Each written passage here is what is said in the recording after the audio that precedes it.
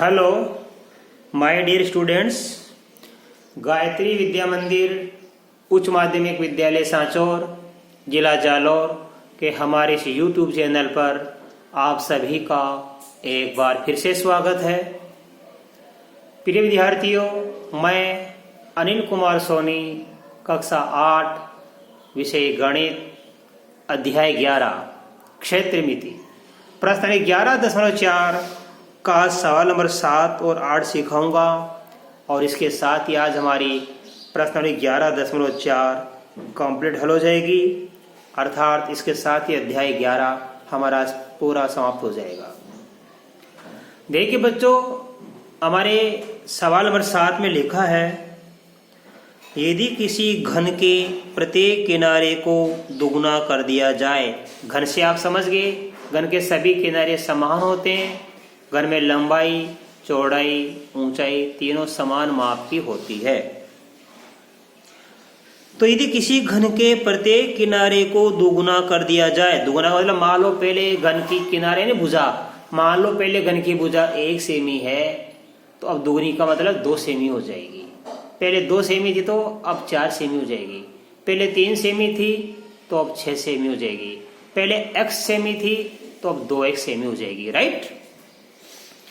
तो किसी घन के प्रत्येक किनारे को दुगुना कर दिया जाए तो बताइए नंबर 1, इसके पृष्ठीय क्षेत्रफल में कितने गुना वृद्धि होगी।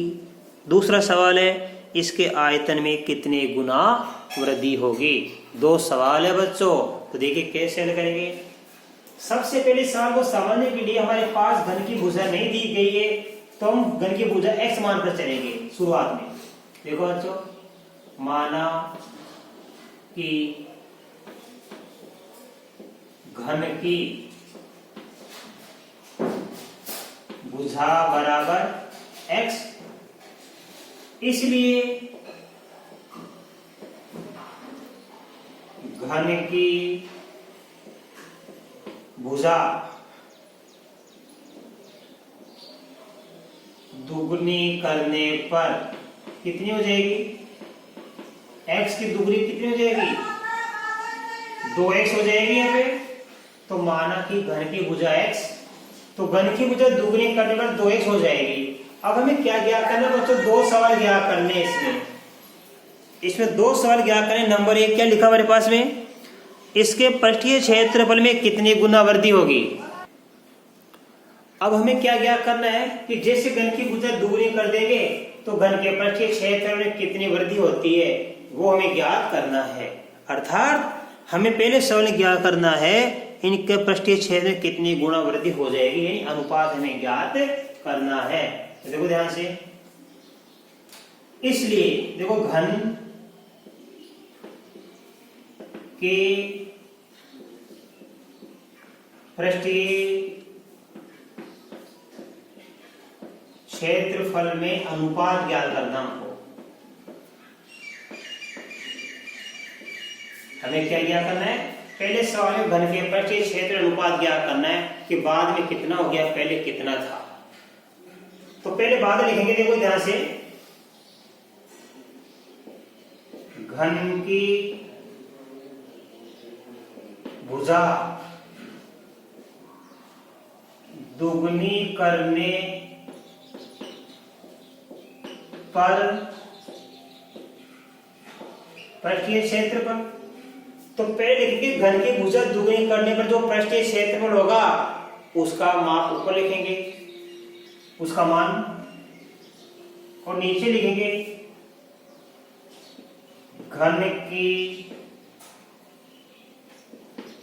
भुजा, घन की भुजा कितनी, दुगुनी, दुगुनी मतलब 2x करने पर पृष्ठीय क्षेत्रफल, और घन की भुजा x से पृष्ठीय क्षेत्रफल। तो घन की भुजा दुगुनी यानी 2x करने पर पृष्ठीय क्षेत्रफल ऊपर लिख देंगे, और घन की भुजा जो x थी हमारी उससे पृष्ठीय क्षेत्रफल जो था उसका अनुपात नीचे लिख देंगे। अब देखो हम हल करेंगे। घन तो घन होता है, घन का पृष्ठीय क्षेत्रफल ज्ञात करने का सूत्र होता है 6 भुजा स्क्वायर। तो यहां लिख देंगे 6 a² और यहाँ पे देंगे 6a²। या मैं यहाँ पे a डैश कर देता हूँ। ये लो, घन की भुजा में क्या मानी, a बराबर, ध्यान देना कि a मान ली मैंने, घन की भुजा x, तो x वाले नीचे आएगा, यहाँ आएगा डैश। तो घन की भुजा में a का मान लिया x, और घन की भुजा दुगुनी करने पर ये मान लिया मैंने a डैश का मान 2x। घन की भुजा दुगुनी करने पर हमने भुजा क्या मानी, a डैश जिसका मान 2x है, और घन की जो भुजा दे रखी है शुरू में मानी x, तो घन की भुजा a बराबर x मान लिया हमने।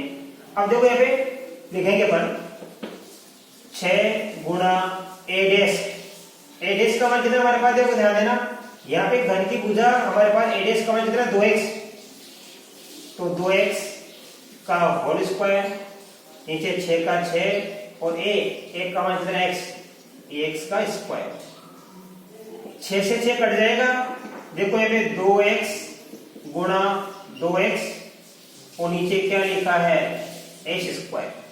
तो इसको करेंगे अपन तो क्या बन जाएगा, 4x², 2x को 2 से गुणा करेंगे, नीचे x², x² से x² कट जाएगा, तो क्या बन जाएगा 4, अर्थात 4 गुना वृद्धि होगी। हम बटा ले सकते हैं, कोई फर्क नहीं पड़ता है, हम यहाँ बटा क्या ले सकते हैं, बटा 1 ले सकते हैं। तो 4 बटा 1 आ गया, इसका मतलब क्या हो जाएगा, ध्यान देना, घन के पृष्ठीय क्षेत्रफल में वृद्धि 4 गुना होगी,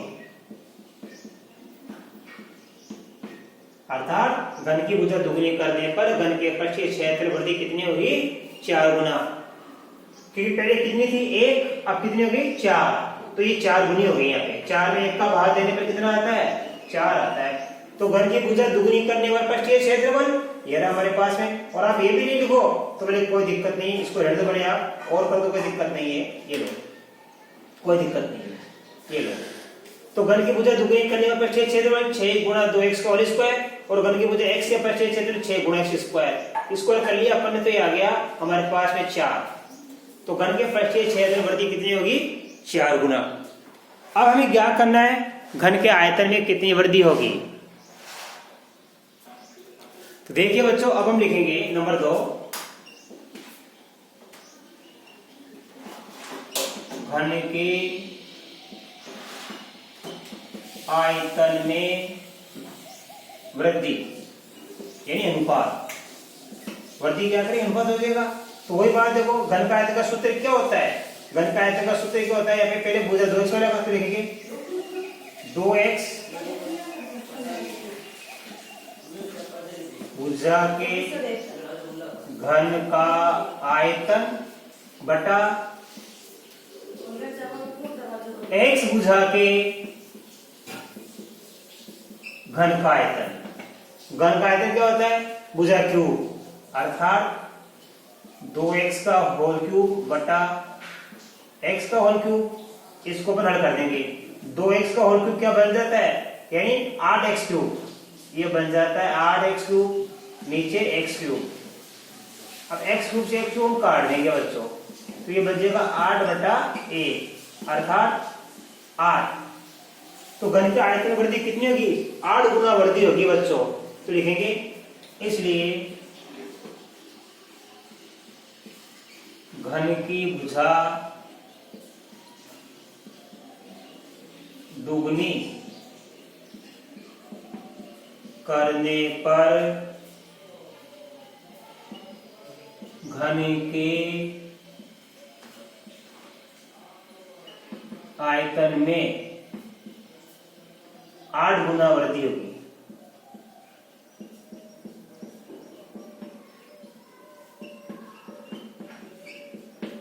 तो बड़ा सिंपल है, घन की भुजा शुरू में x मान ली, घन की भुजा दुगुनी करने पर 2x हो गया। अब हमें क्या ज्ञात करना है, इन दोनों के हिसाब से अपन को एक बार तो पृष्ठीय क्षेत्र ज्ञात करना है और एक बार आयतन। तो पृष्ठीय क्षेत्र का सूत्र क्या होता है, आप जानते हो बेटा, 6a² होता है, और घन का आयतन क्या होता है, a³ होता है। तो 6a², तो देखो 6 का 6 और भुजा कैसे 2x वाली, ये 2x का होल स्क्वायर। फिर देखो ये 6 का 6 और भुजा x वाली x²। तो 6 ये 6 गुणा 2x का होल स्क्वायर, 6 गुणा x का स्क्वायर। आयतन क्या लिखेंगे, a³ यानी 2x का होल क्यूब और नीचे x का क्यूब। काट कर लिया अपन ने, यहाँ पे आ गया 4, यहाँ पे आ गया 8। तो पृष्ठ क्षेत्रफल में 4 गुना वृद्धि होगी और दोनों के आयतन में क्या होगी, 8 गुना वृद्धि होगी। अब आप इसका स्क्रीनशॉट ले लो, मैं आपको सवाल नंबर 8 सिखा दूं।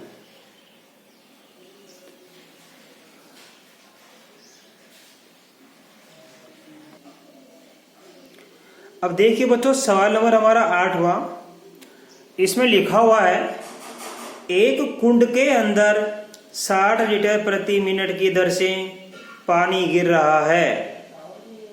कुंड का आयतन 108 मीटर क्यूब है, तो ज्ञात कीजिए इस कुंड को भरने में कितने घंटे लगेंगे। बड़े सरल सवाल है बच्चों।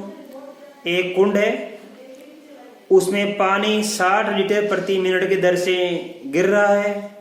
कुंड का आयतन 108 मीटर क्यूब है, तो ज्ञात कीजिए इस कुंड को भरने में कितना समय लगेगा। तो देखो ध्यान से, हम सबसे पहले लिखेंगे यहाँ पे कुंड में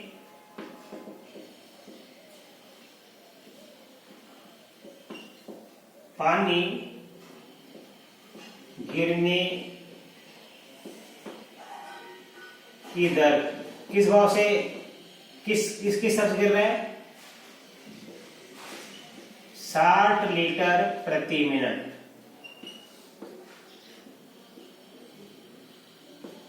तो कुंड में पानी आप देखो गिर रहा है ऐसे, तो आप कुंड में पानी गिर रहा है 60 लीटर प्रति मिनट से, ठीक है। कुंड का हमारे पास देखो आयतन दिया हुआ है, इसमें ध्यान देना 108 मीटर क्यूब। कुंड का आयतन बराबर दिया है 108 मीटर क्यूब। अब ये कुंड 60 लीटर प्रति मिनट से कितने समय में बढ़ जाएगा, वो समय हमें ज्ञात करना है। तो सबसे देखो हमारी बात को समझो, कुंड में पानी गिर रहा है 60 लीटर प्रति मिनट से, अर्थात 1 मिनट में कुंड में कितना पानी जा रहा है, 60 लीटर। तो उस कुंड को 60 लीटर भरने के लिए कितना समय लग रहा है, 1 मिनट, राइट। कुंड का आयतन कितना, 108 मीटर क्यूब। इस मीटर क्यूब को बदलेंगे बच्चों लीटर में, तो हमने आपको लिखा था, चूंकि ध्यान देना 1 मीटर क्यूब बराबर क्या होता है, 1000 लीटर। और ये कितना, 108 मीटर क्यूब। 1 मीटर क्यूब होता है 1000 लीटर का, तो 108 मीटर क्यूब में कितना लीटर होगा, आप पहले उसका पता कर लीजिए। तो 1 से अधिक का क्या करेंगे, एक बार ये 1 से अधिक तो होता है 108, 1 से अधिक का क्या करेंगे, गुणा करेंगे। इसलिए 108 मीटर क्यूब बराबर होगा 1000 गुणा 108 लीटर, अर्थात कितना बन जाएगा, 108 को 1000 से गुणा करेंगे तो 108,000 लीटर, ये हो गया। इसका मतलब है कुंड में कुल पानी कितना आएगा, ये आएगा 1,08,000 लीटर आएगा कुंड में पानी। कुंड को पूरा भरने के लिए कुंड में कितना पानी आएगा, कुंड में पूरा पानी आएगा 1,08,000 लीटर आएगा, तब जाके कुंड भर जाएगा। अब कुंड को भरने में कितना समय लगेगा, वो समय हमको ज्ञात करना है। यहां से देखो, क्योंकि 60 लीटर पानी भरने में समय लगता है बराबर 1 मिनट, इसलिए 1 लीटर कम हो गया, कम में भाग देते हैं। 1 लीटर पानी भरने में समय लगता है, इस 1 में 60 का भाग देंगे, 1/60 मिनट, क्योंकि 1 से कम ज्ञात करेंगे तो भाग देंगे और 1 से अधिक का मान ज्ञात करने के लिए गुणा करते हैं। 60 लीटर पानी भरने में समय लगता है 1 मिनट, तो 1 लीटर, तो 60 से कम हो गया क्या, तो 1 लीटर पानी भरने में समय इस 1 मिनट से कम लगेगा, यानी 1/60 मिनट लगेगा।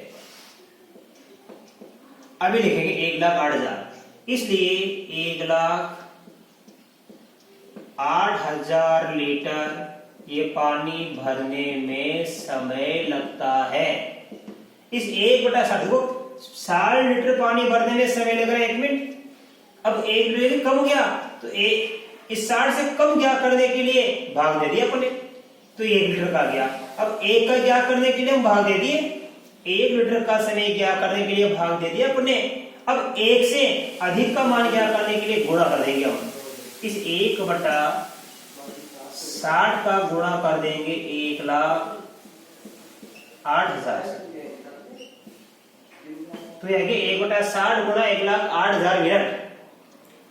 अब हम बच्चों इसको काटेंगे, देखो 0 से 0 गया, 6 कम 6, 6 कम 6 बच गया 4, 6 8 48, डबल 0, तो ये आ गया हमारे पास 1,800 मिनट। कुंड को बच्चों पूरा भरने में 1,800 मिनट लगेगी, राइट। इसका प्रति घंटा बनाना चाहे घंटे बना सकते हो। देखो चूंकि 60 मिनट बराबर होता है 1 घंटा, इसलिए ये 1800 मिनट है। 1800 मिनट के घंटे कैसे बनाएंगे, 1800 में आप 60 का भाग दे दीजिए, 0 से 0 कट गया और 6 18, 30 घंटे।